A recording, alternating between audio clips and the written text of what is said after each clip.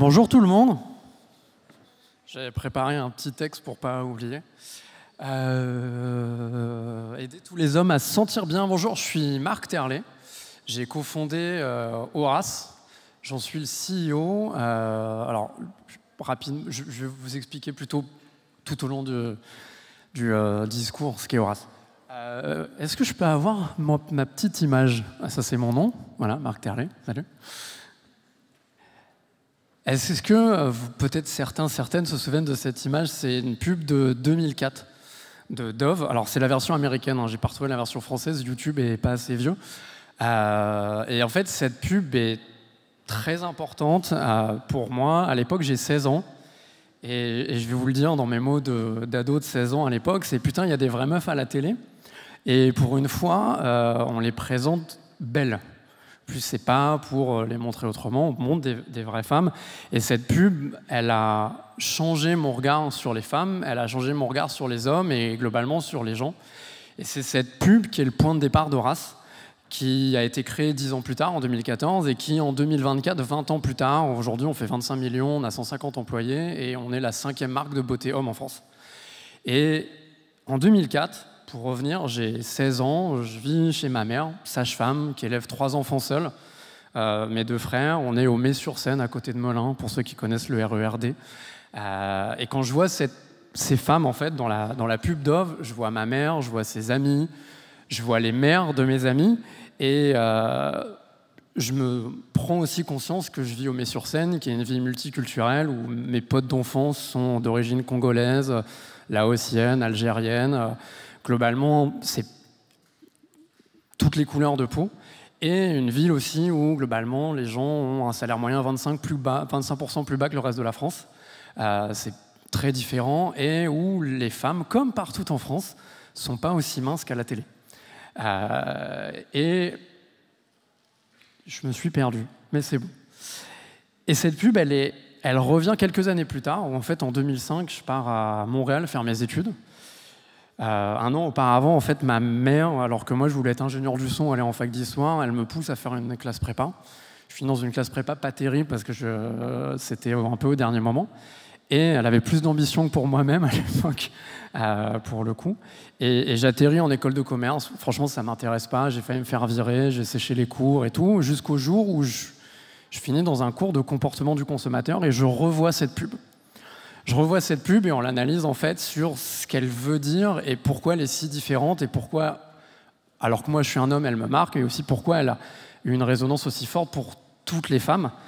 Et là, je prends conscience que les marques, par la création d'images qu'elles ont, au même titre que le cinéma, au même titre que la presse, ont une responsabilité sociale. On crée un reflet de comment on se perçoit. On a des complexes quand on est plus jeune et quand on ne voit pas des gens qui nous ressemblent, quand on est plus grande et qu'on voit que des femmes minces à la télé. Et à partir de là, je suis pris de fascination en fait, par la responsabilité, le fait que quand on crée une marque, on ne peut pas juste mettre des gens minces sans se poser la question, et c'est génial, oui, ça vend, et se dire qu'il y a quand même des personnes en face qui sont grosses, des personnes qui sont en blanche, qui ne se reconnaissent pas. Et je me suis perdu une seconde. Je regarde le chrono aussi pour tenir dans mes 4 minutes. Hop, c'est bon. Je retourne.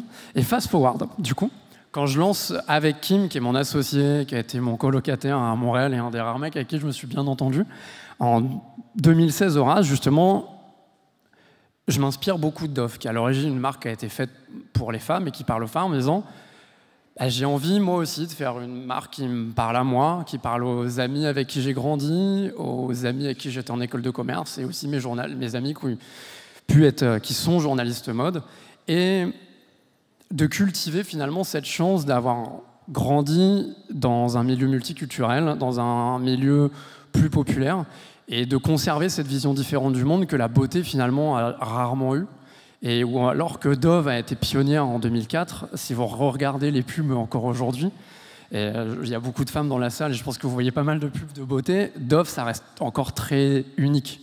On est encore dans des modèles très similaires de beauté. Et finalement, ça n'avait jamais été fait pour les hommes. On ne s'était jamais posé la question de comment un homme veut être représenté. Et est-ce que lui aussi, il a envie tout simplement qu'on lui présente David Beckham ou est-ce qu'il a envie d'être autre chose? Et moi, la réalité autour de moi, c'est qu'il n'y a pas beaucoup de David Beckham. J'aurais bien aimé avoir un David Beckham en pote, mais s'il est là dans la salle, je suis disponible. Mais avec cette idée qu'on peut créer une marque qui va faire évoluer la manière dont les hommes se perçoivent et faire en sorte que les gens qui sont autour de moi, mes amis, ma famille, qu'on soit hétéro ou homo, moi j'ai un petit frère transgenre, j'ai des amis qui sont pas blancs, qui sont gros, qui sont très différents, qui puissent se reconnaître et qui puissent aussi avoir une marque qui puisse s'acheter. Parce que comme Dove, la force de Dove avec cette pub de We See Beauty All Around Us et Real Beauty, c'est des produits que tous et toutes on peut s'acheter. Je me suis reperdu, pardon, je reviens. Et finalement, c'est une approche qui est militante et tout en douceur. On n'est pas en train de lever le poing et de dire il faut vraiment représenter les hommes comme ils sont, juste on le fait.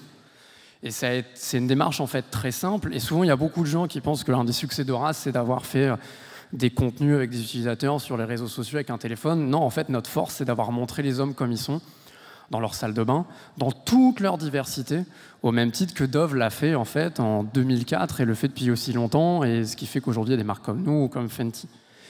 Je sais plus, je vais pouvoir conclure, j'ai 1 minute. Pardon un instant. Et tout ça pour dire, voilà, je ne sais pas s'il y a des gens d'Unilever ou de Dove, probablement pas. Je crois qu'il y avait Estée Lauder ce matin.